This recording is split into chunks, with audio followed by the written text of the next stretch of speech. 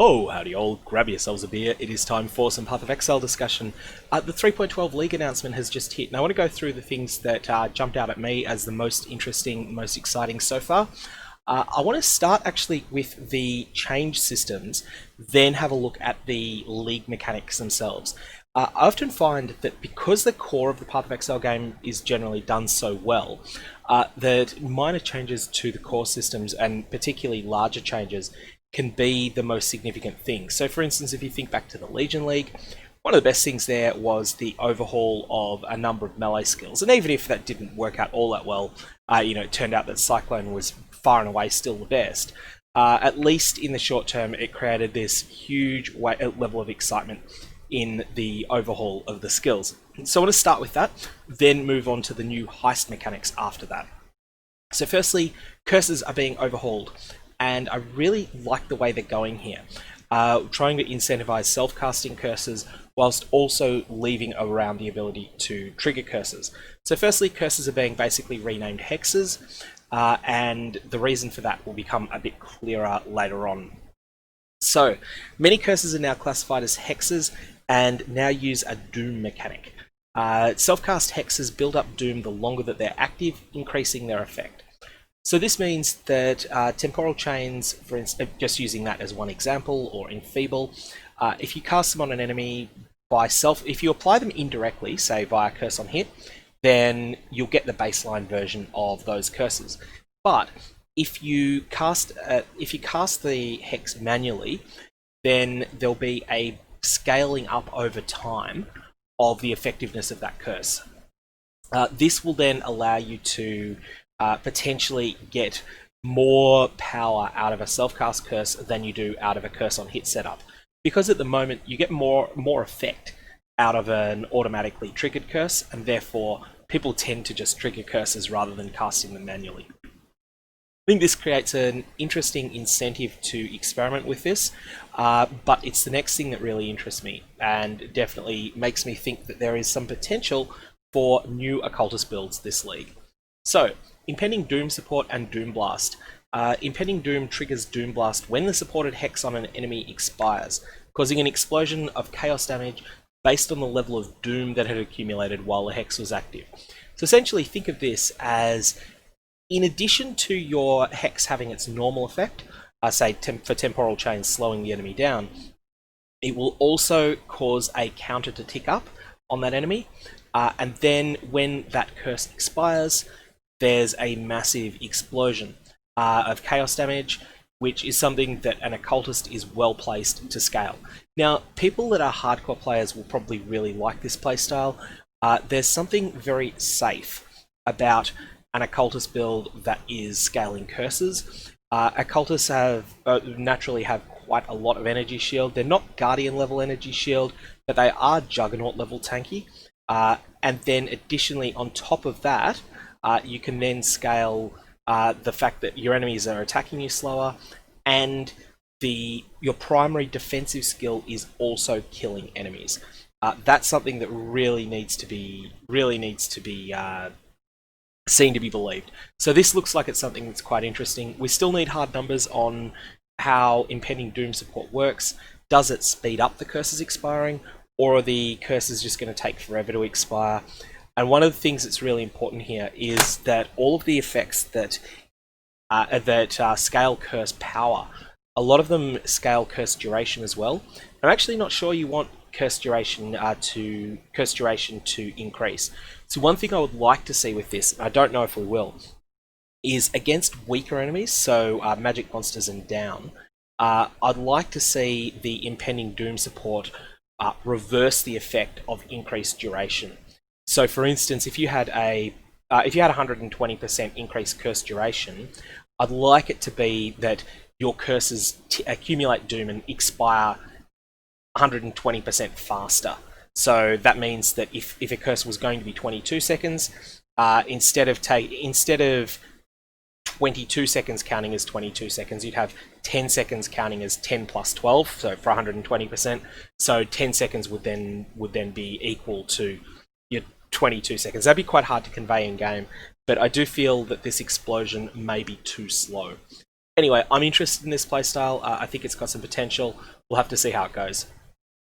These curse changes, and then there's punishment is being overhauled, because who remembers that punishment exists anyway? However, punishment looks quite interesting now. It causes enemies to take increased damage when they're on low life, so under 35% life, and to explode with overkill damage when they die. This seems like something that would be really strong if you're two-shotting enemies, and you can cast punishment as some sort of as an aura, or have it as some sort of auto cast setup. Additionally, punishment is probably going to be really strong on just for general purpose use against things like the third phase of Azaro, where you've got a boss that for some unusual reason spends more time than normal at low life. So third phase of Azaro, final phase of Cirrus, it'd be examples of encounters where punishment may be even better than it normally is, just by virtue of causing an increased damage at low life. Next up, we have some of the spellcasting. Oh well, actually, there's the Lancing Steel and Shattering Steel are being overhauled, and there's a new version of them as well. Let's just have a quick look through these. So we have Lancing Steel is going to well, all of these are going to have a new mechanic called shards, steel shards, which are blade fragments that hover near your character. So not too dissimilar, I think, to the various blade skills that trigger Blade Blast.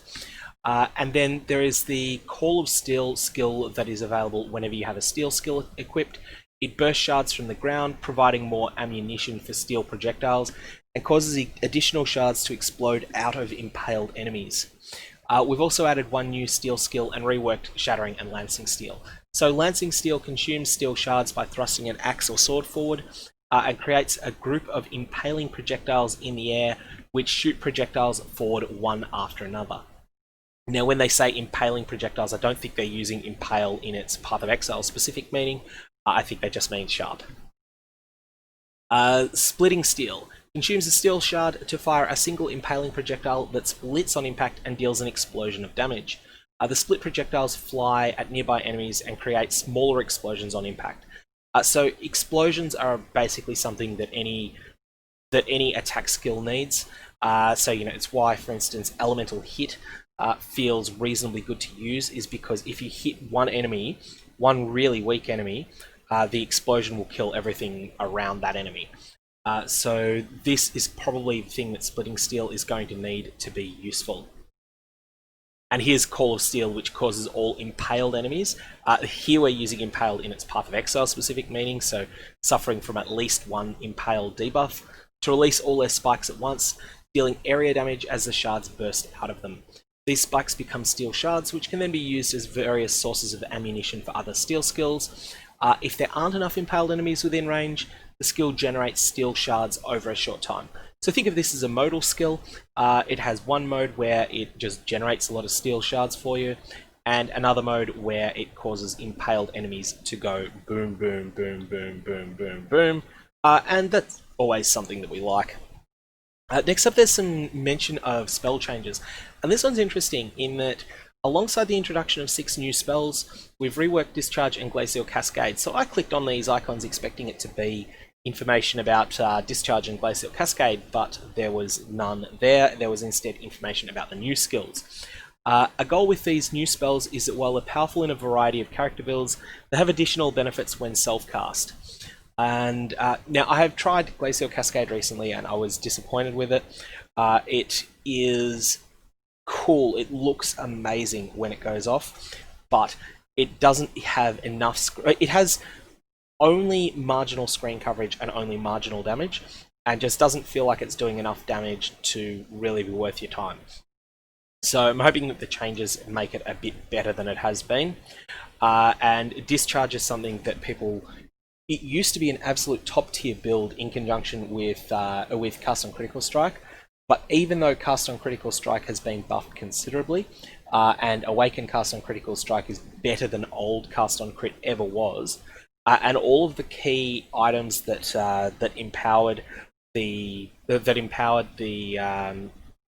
builds around Discharge still exist in the game, like Mjolnir. The build generally just hasn't kept pace with character power creep. So we have Blazing Salvo. Volley of fiery mortars, targeting enemies up close causes the mortars to land with overlapping impacts, while firing from further away causes the mortars to cover a large area. So this is interesting. The idea that you can vary how this targets means that it's going to be a very, very, very useful skill for covering both clear speed and close range encounters against bosses. If your character is tanky enough, and so my immediate go-to thought is a chieftain here, that is a spellcaster that tends to be a build that can be a spellcaster for fire skills and that also tends to be quite tanky, then this is an interesting combination of effects and something that works really well. I'm keen to see how this one plays in practice. Void Sphere. You'll actually see this in the video of the showcasing the new mechanics. Creates a Void Sphere that pulses with physical and chaos damage, pulling in all non-unique enemies. The sphere slows enemies with increasing intensity the closer they are to it, and sucks their corpses into the void. Okay, so sucking corpses into the void means that, well, on the good side, this means that it will presumably prevent porcupine explosions. On the drawback, it means that those corpses can't be misused in other ways. So sorry, necromancers. But this is interesting in that it's a spell that deals physical and chaos damage, which is an interesting combination. There are some ways in the game to scale both physical and chaos damage. They're generally not really used. Need to see how this actually works. I don't think there's any way to cause... Well, there's not many ways, if any, to cause physical spells to poison now. I think there are still some ways, but they're just not very good. Like, you need to use the poison support gem, and potentially lesser poison as well, and that just ends up being too much of an investment. You're burning 2 entire support gems to get 100% chance to poison. Maybe you could just burn 1 support to get only 60%. But then that ends up not being a very good deal anymore. There was a period where physical spells poisoning was one of the best things you could do in the game. That I think was the Parandus League. So who knows? Maybe that will be something. Maybe this will be something that can be used with poison. Maybe it's not. Maybe it's something where you focus on scaling one of the two. And maybe it's something that works well with Cold Iron Point, that unique dagger. All this is going to need to be seen. There are still ways to poison with physical spells. So if that's viable, then that's going to be cool. If not, particularly if it's physical and chaos damage over time, then poison won't scale it. If it's not hitting, if it's doing damage over time, and in that case, all my brainstorming is for nothing. We'll have to see how this works, but it looks interesting. And I think this might be the sort of thing you want as a triggered support gem. Potentially even to have as some sort of support gem, as some sort of trigger on a cast when damage taken, set up in some situations as a corpse remover. Anyways, keen to see how this works. I'm not yet sold on it, but we'll see how it goes. And then there's Flame Wall, which is a staple of the RPG genre. Creates a wall of fire which deals burning damage to everything in its area. So that's the normal part of a firewall that you would expect. The classic Diablo 1 firewall had that from memory, although it's been a long time since I played that game. I think it was Flame Wave in Diablo 2. Maybe it was firewall in both of them.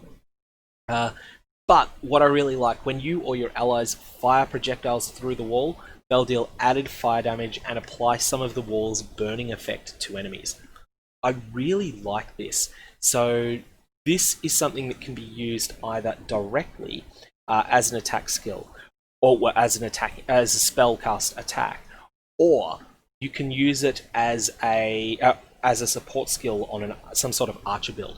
I really like these sorts of versatile skills that do a lot of things, and I think this will be a lot of fun to play around with. Anyway, that covers all of the things that are changing to the core game, with the exception, of course, of these little 25 new unique items, 12 new divination cards, a visual revamp to some skills, and much more. We have the Corpsewalker unique boots, which are intriguing. For each nearby corpse, regenerate 0.25% life per second up to 3%. So if you're not destroying all your corpses with this Void Sphere, then this is a way of providing some sustain, as long, of course, as you're killing lots and lots of enemies to do so. I generally, however, don't like unique boots in the current state of the game. Sure, we're not going to be seeing the Tailwind and Elusive double influence monstrosities of boots in the next league, but it will still be the case that that the opportunity cost is very high on these, because you're giving up on the ability to use a 30% move speed and Tailwind set of boots in this slot, and so yeah, I just don't see these being used by many people. Chains of Emancipation, it looks to me like it could be one of the strongest unique items that we've seen in a long time. So we have this life, chaos resistance, just sort of adequate defensive stats, nothing great, but there's something. Enemy hits inflict temporal chains on you, ouch. But when you lose temporal chains, you gain maximum rage, and until that rage decays away, you are immune to curses while you have at least 25 rage. So rage is a powerful offensive mechanic. Rage provides you with a modest boost to move speed, a considerable boost to both attack speed and attack damage. This is incredibly powerful to get all of your rage in one source, and I actually don't think that this is for berserkers. Berserkers can build up to maximum rage anyway. What you're wanting to do here is to be using a warding flask, which you might have wanted to use anyway on your character, and then anytime that your rage falls under 25, unless you're in a really unsafe situation, you want to let your warding flask fall off and then take a hit. As soon as you've taken that hit, bring your warding flask back online, and you're then looking like you're absolutely golden. I really think that this is a strong item. This may well be one of the chase items from the new league. And of course, we've got a divination card that looks fun. Triskadecaphobia is the fear of the number 13, and this is looking pretty crazy. I was actually speaking to the person that designed this, and it's going to be incredibly dangerous. So it's 100% delirious, as you can see there, and it's going to be a tier 13 quality map. So Triskadecaphobia is the word, just like the very unusual word for the fear of the number 13. So if you're someone who's superstitious, who will not walk under a ladder on the 13th of the month if it's a Friday, then this card might be a bit spooky. But I really do like how, if you look in the background of the art on this, so the archway has the 13 written in blood. Then you've got a shattered mirror with a black cat there. The only thing that's really missing is in terms of superstitions, is a ladder. Otherwise, it seems to cover everything. And I really do like this, and think that it's one of the more interesting divination cards that we've seen in a while. And tier 13 maps with 8 mods and 100% delirium are absolutely no joke. And of course, it's a set of 13, because why else would it be? What else could it possibly be?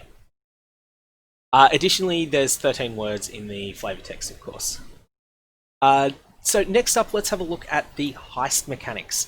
So there is a video that's been put up, and there's a couple of little screenshots and some text discussion. So I think the easiest way is to watch the video and then go from there. Let's just jump back to the start. I've put the captions on because it'll be a little bit quiet. For being on time. We have a lot to cover. So here we have a planning section where you just got a bunch of NPCs sort of discussing their plan for a heist. It seems like finding plans for heists and then modifying them slightly may be a sort of meta part of this league. So I guess that's sort of like this league's equivalent of rolling a map, I think. We'll have to see exactly how it works. Rear of the dining hall. Cast, you're up first. You'll need to crack the lock and get us inside. Once we're in, Talina will use the vents to bypass patrols. There's a steel barrier that blocks access to the hall. Tibbs, can you handle it? Great. Then Isla just needs to bridge the gap.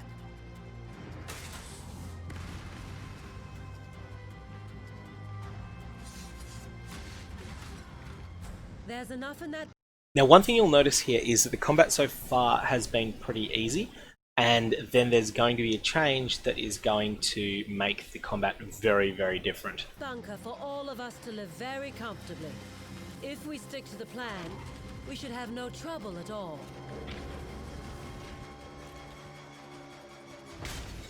If we stick to the plan. So it seems like this is going to be absolute chaos, and you'll see the characters almost die here. And the key thing that's happened there is that they have gone for a side treasure. So they've had the core goal that they've had was to go for that, for the bunker that you saw earlier on. But because someone picked up a side treasure, the whole place has come on alert. And you see there the life dropped to 10% in next to no time, and there's a lot more monsters around. There's one of the new skills being used.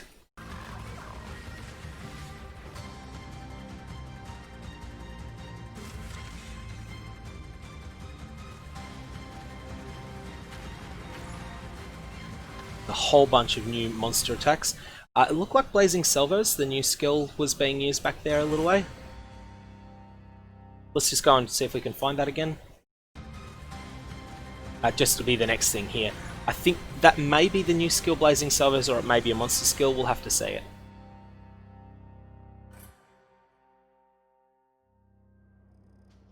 Hi, I'm Chris Wilson. And here's Chris's commentary on it. In this new league, you will plan and execute elaborate heists. There's the Travel to cat. Rogue Harbor and hire a crew of thieves to perform tasks such as lockpicking, demolition, and transportation. So it looks like you have a level up system for each of those. So you have a bunch of little allies that you'll bring along with you on a heist, and they'll level up from doing so, and that leveling them is essential. Break into a secure facility and be careful not to trigger the alarm. So see this alert level here? I think the idea with the alert level, I've got to check this out when we get into the game, but I think that the core idea with the alert level is that the more enemies you leave alive behind you, the more this builds up. It may also be that taking loot, side objective loot, may also cause it to fire up. We'll have to see that in practice.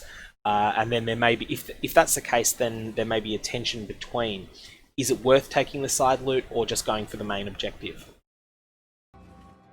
Bypass security measures and infiltrate the vault containing a valuable artifact. Make a mad dash back to the extraction point to lock in your haul.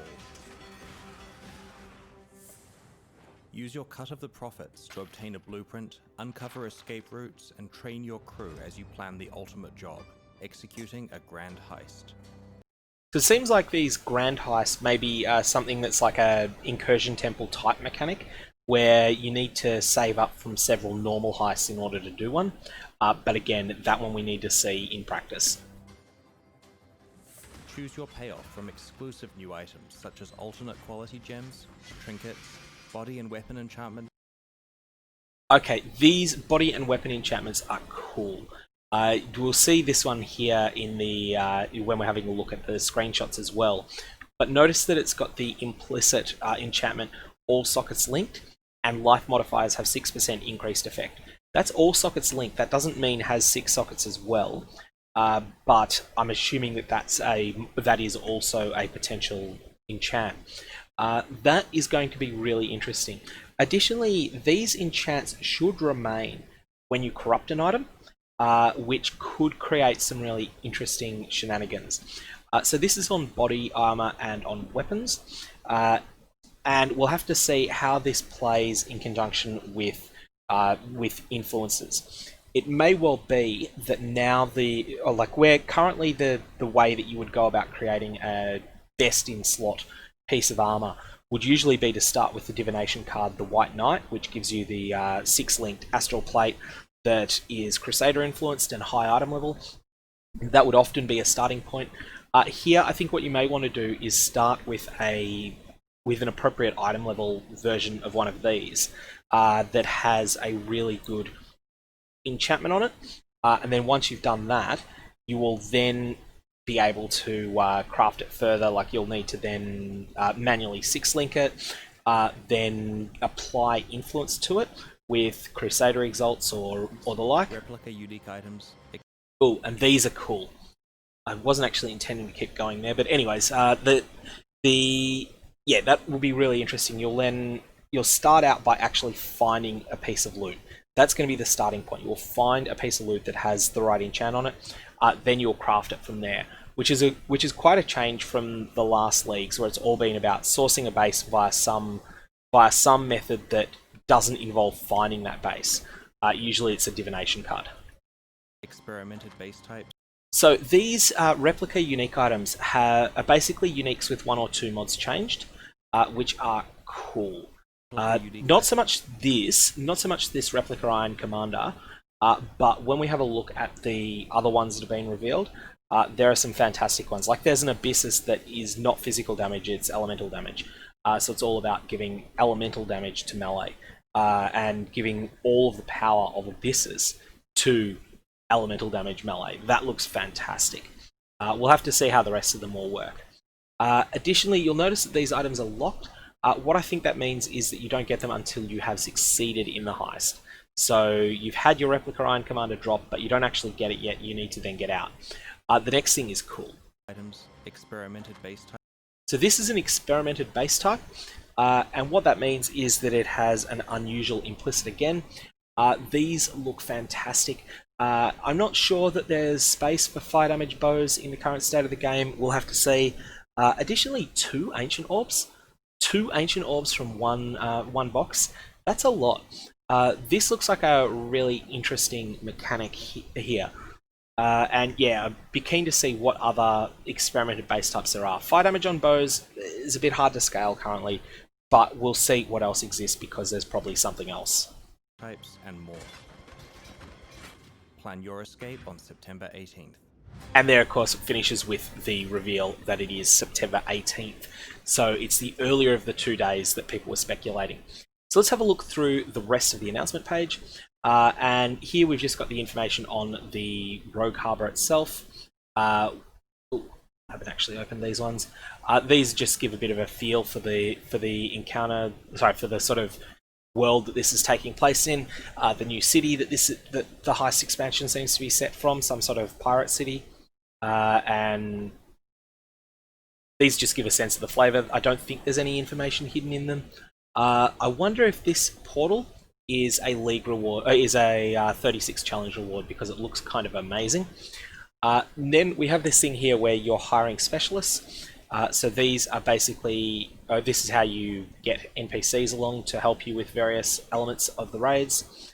And here's what we were looking at just earlier. So these are just what the specialists doing what they do. And additionally, you've got these Rogues Marker, which are a type of currency that you're going to be using in the new league. So these will basically buy access to these new zones. Contracts, which then I think are the lower tier of the lower tier encounters, and they tell you what your heist target is, and you're then going in. This is a normal contract, and this is a rare contract. So rare contracts will be harder, and as well as being harder, they will also presumably provide considerably more loot. This is just a quest item and another quest item. You'll then be executing the heist, and this again is very similar to what we've already seen in the footage. But this is interesting. The NPCs that you come along with, you can actually give them equipment. So you'll start out with things like experience gain brooches, and then you'll pick up, I think this is an example of an item that you'll need.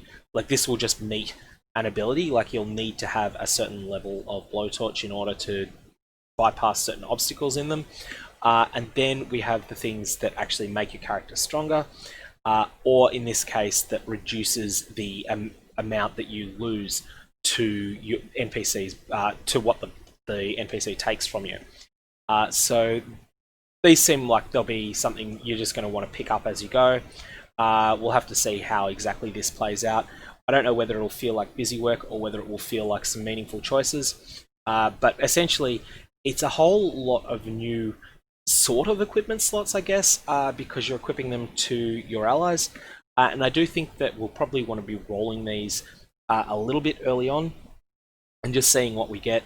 I also kind of expect that these will be the sort of thing that might be very, very, very much influenced by using fossils on them, because there'll probably be some much better options that will come up. You know, you might have one of these abilities might be like plus 10% to this NPC's physical damage.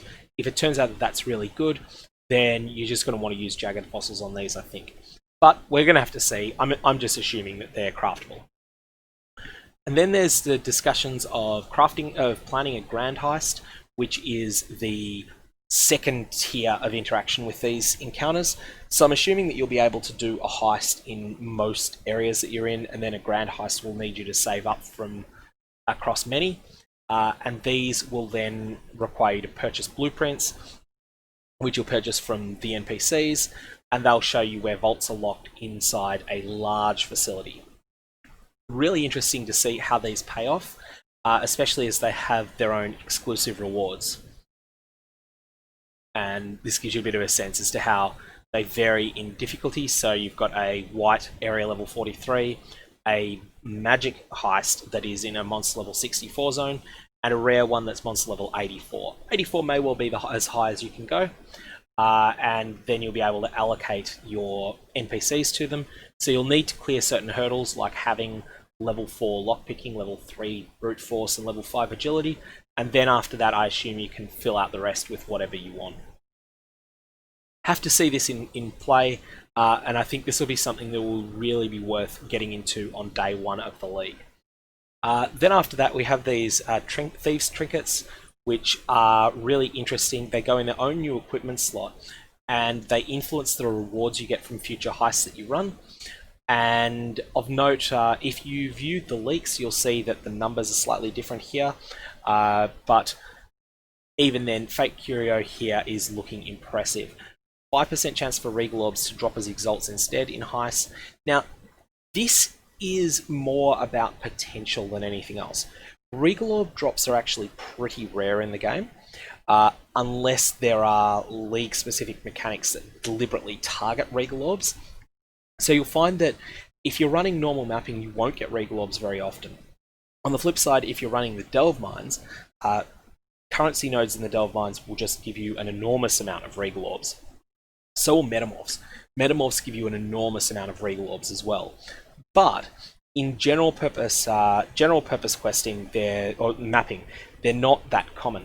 However, if there are mechanics like you get in the like there are in Delve that really drop a lot of Regal Orbs, then this Fake Curio effect will be extremely valuable. And additionally, you've got other mods on there like 44% chance of double Scarabs from Heist chests. Like, that's huge. Double maps these days aren't really treasure anymore, so that's not going to matter very much. Increased rogues markers dropped by monsters is going to be something that will just... I'm assuming that rogues markers will feel like Parandus coins in a way, that they will be something that you're going to want a lot of. So this looks like it's a top-end curio, whereas this one looks like it's something that's a little bit lower end, but 13% chance for items to drop Corrupted.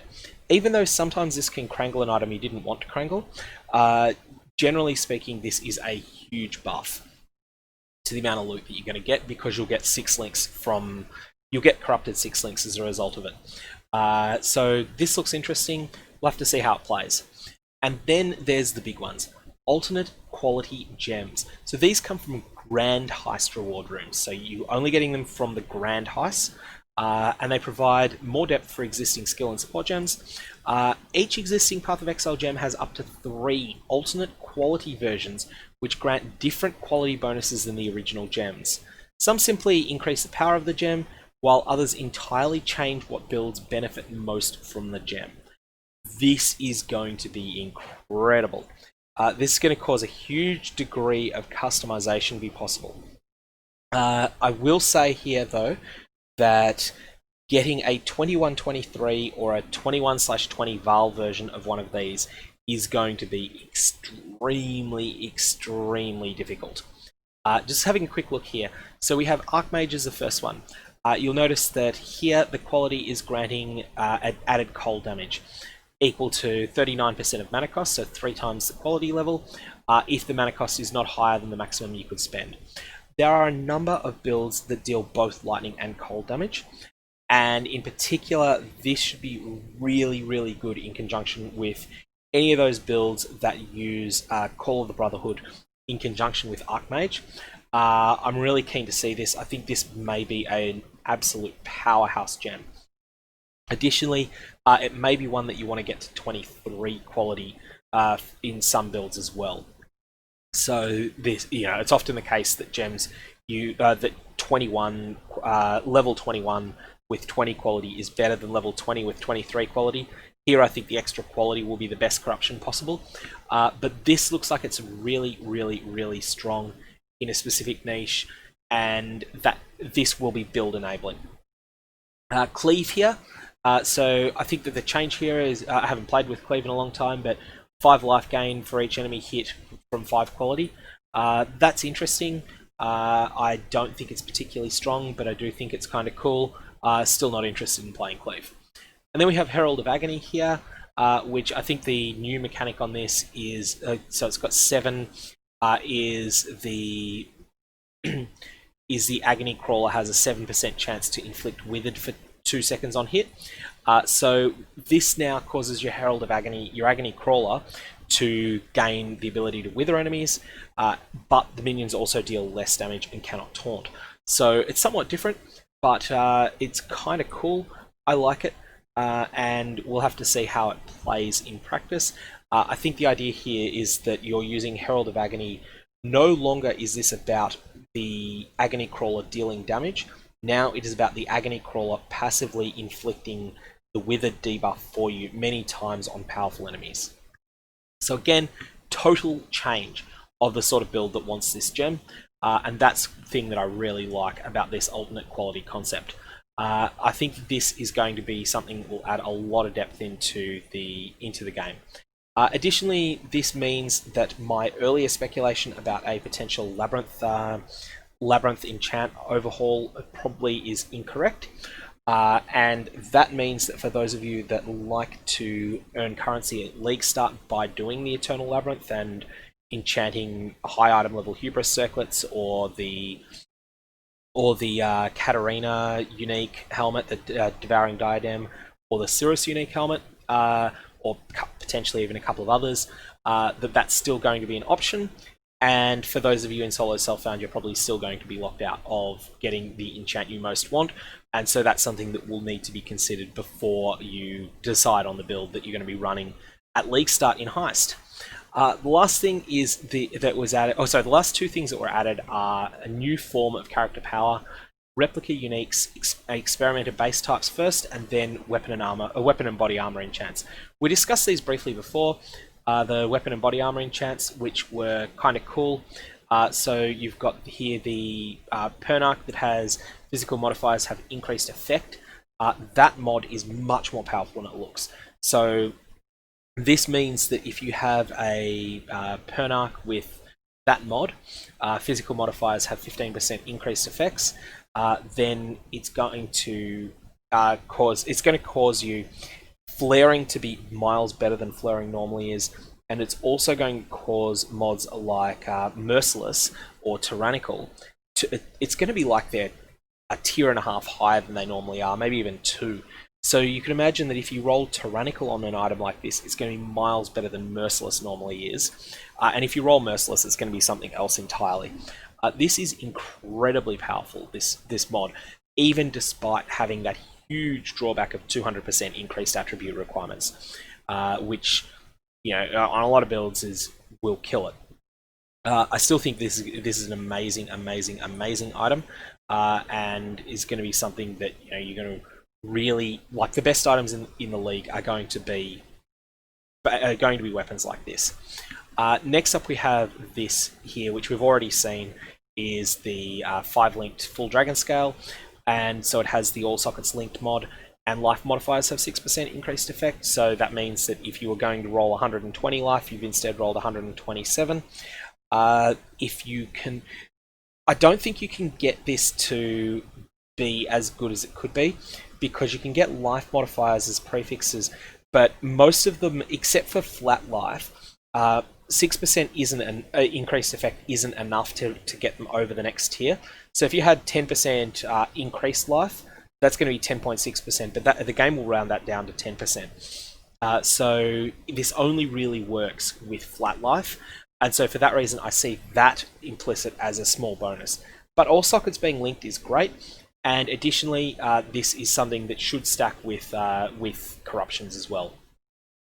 And of course I think there's potential for much more explosive weapon and body armor enchantments. We'll see all of those when they get data mined in the few hours before the league launch.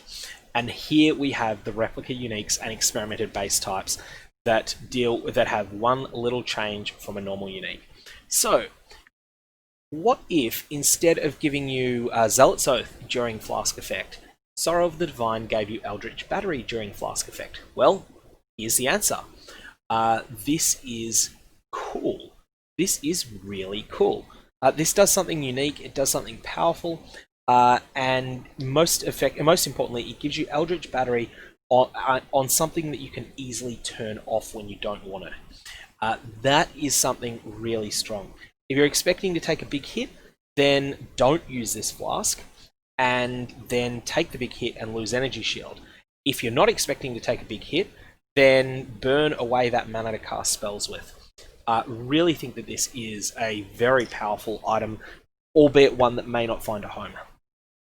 Here we have Replica Lionized Paws with the Toxic Rain instead of Rain of Arrows as the trigger, and adding chaos damage to attacks, which I can't remember whether the base item is chaos or physical damage, but again, that changes the feel of the item. It's a slight difference, and it's one that will definitely find a use for certain builds. Then we have Elemental Abysses. This is just amazing, and adds a lot of fire damage, a lot of cold damage, a lot of lightning damage to attacks, massive chunk of melee critical strike multiplier, and then a change in the drawback as well. So it's not just the benefits that are being changed. This has 50% increased elemental damage taken. I think this item is cool.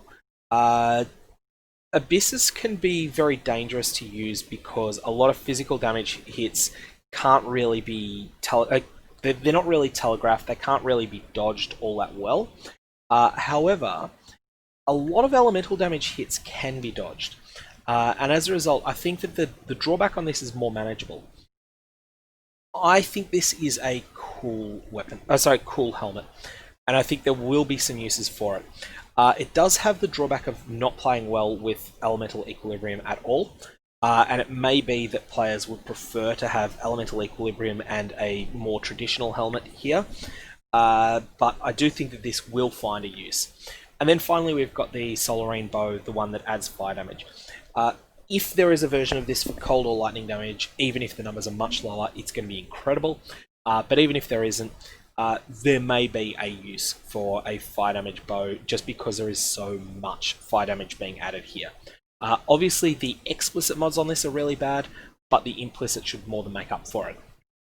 Anyways, a lot to be excited about in here, and Heist is only a couple of weeks away.